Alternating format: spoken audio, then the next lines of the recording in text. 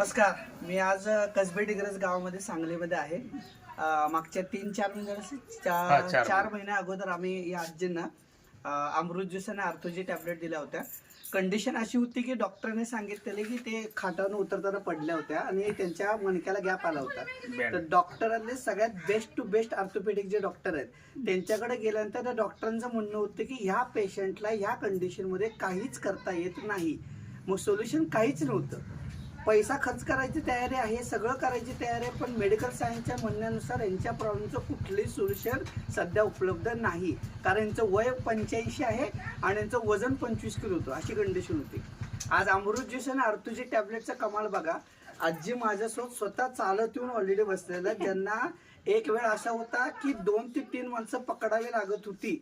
सगळ्या गोष्टी माणसं असल्याशिवाय होत नव्हत्या. आज आजी स्वतः ऑलरेडी फिरत आहेत. आम्हाला वाटतं आजीने थोडंसं सांगा, आजी कसं वाटतंय?